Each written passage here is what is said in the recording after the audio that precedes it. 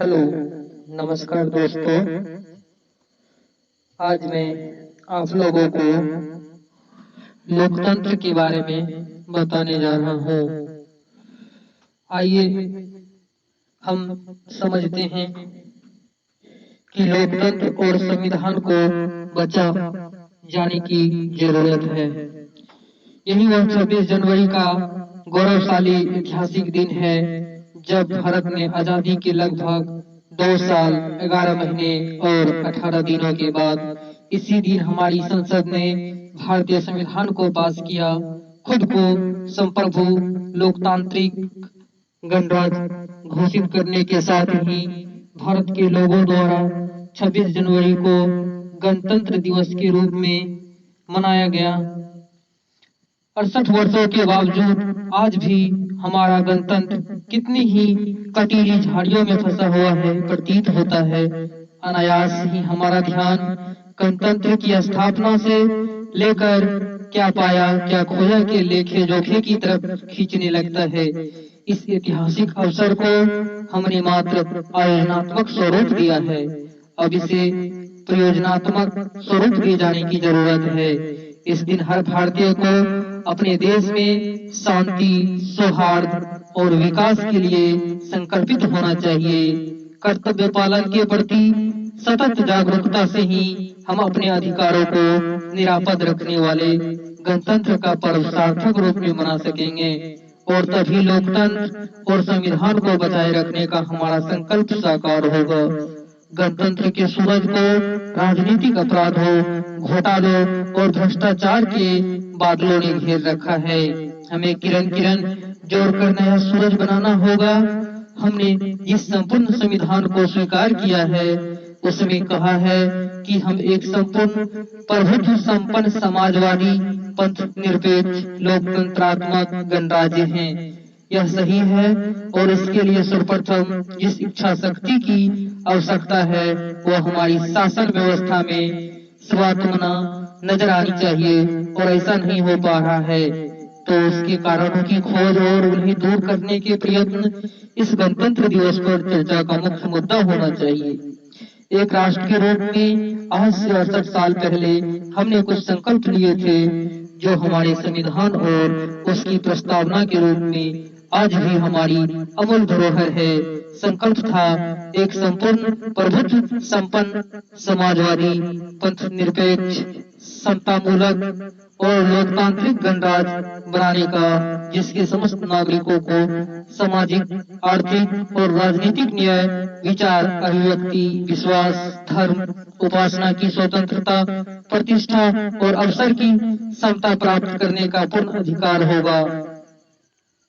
नागरिक के इन मूल अधिकारों में समता का अधिकार, संस्कृति का अधिकार, शोषण के विरुद्ध अधिकार, धार्मिक स्वतंत्रता का अधिकार, संस्कृति और शिक्षा संबंधी अधिकार तथा संवैधानिक विचारों का अधिकार उल्लिखित हैं। अपने मूल अधिकारों की रक्षा और इनको नियंत्रित करने की विधियां भी संविधान में स्पष्ट है। इनके लिए हमारे संकल्प हमारी राष्ट्रीय अस्मिता की पहचान है जिन्हें हम हर वर्ष 26 जनवरी को एक भव्य समारोह के रूप में दोहराते हैं। लेकिन यह भी सच है कि 68 सालों में जहां हमने बहुत कुछ हासिल किया वहीं हमारे इन संकल्पों में बहुत कुछ आज भी आधे अधूरे सपनों की तरह है। भूख, गरीबी, भ्रष्टाचार, बेरोजगारी, सांप्रदायिक वैमनस्य, कानून व्यवस्था, शिक्षा और स्वास्थ्य सेवाएं जैसे तमाम क्षेत्र हैं जिनमें हम आज भी अपेक्षित सफलता प्राप्त नहीं कर पाए हैं।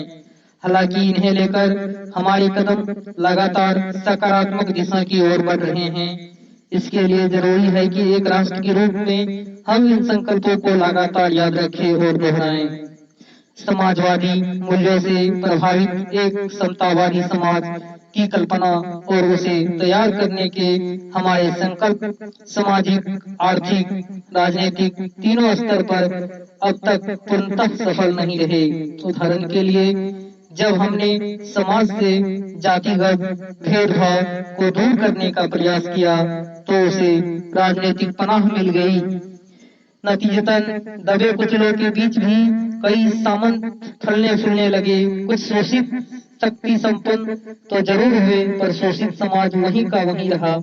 फर्क सिर्फ इतना हुआ कि कल तक जो समाज उपेक्षित था, आज तो वोट बैंक बन गया। यही कारण है कि हर बार की तरह इस बार के 5 राज्यों के चुनाव में जाति एवं धर्म के आधार पर वोट की राजनीति न करने का प्रस्ताव सामने आया है, और यह चुनाव आयोग के लिए एक चुनौती के रूप में खड़ा है।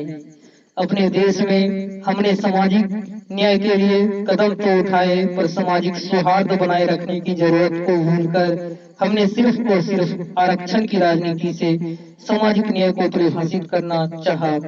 नतीजतन समाज 2 टुकड़े नहीं बल्कि टुकड़े टुकड़ों में विखंडित हो गया। आज बार बार होने वाली जाट, गुज्जर, मीना और अन्य जातियों की आपसी कलह और आरक्षण के लिए आंदोलन देश की रफ्तार को रोक देते हैं, और कई सरकार कुछ करने में विफल दिखती है। निश्चय ही यह नीति नहीं राजनीति की विफलता है। अगरे पिछड़ों की लड़ाई अब पिछड़ों और अति पिछड़ों तथा दलित और महादलित की लड़ाई बन चुकी है। सामाजिक और राजनीतिक स्तर पर देश एक संक्रमण काल से गुजर रहा है।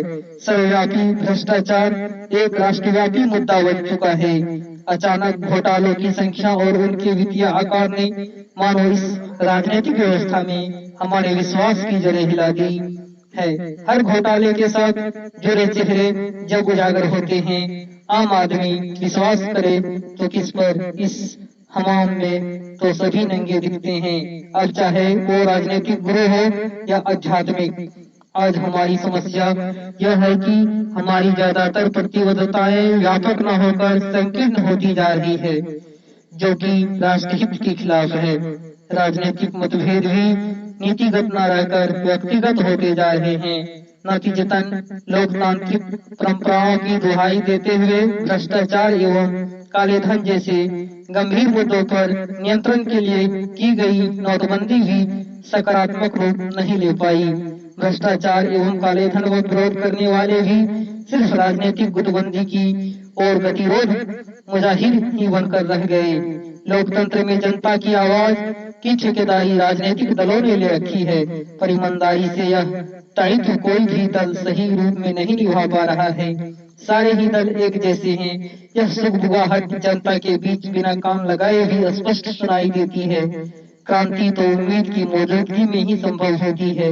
हमारे संकल्प अभी अधूरे हैं, पर उम्मीदें पुरजोश हम एक असरदार सामाजिक, आर्थिक और राजनीतिक क्रांति की आस लगाए बैठे हैं। इसे शांतिपूर्ण तरीके से हो ही जाना चाहिए, बिना किसी बाधा के। गणतंत्र दिवस का अवसर इस तरह की सार्थक शुरुआत के लिए शुभ और श्रेयस्कर है। धन्यवाद दोस्तों। अगर आपको अच्छा लगे तो आप हमारे इस चैनल को जरूर सब्सक्राइब करें।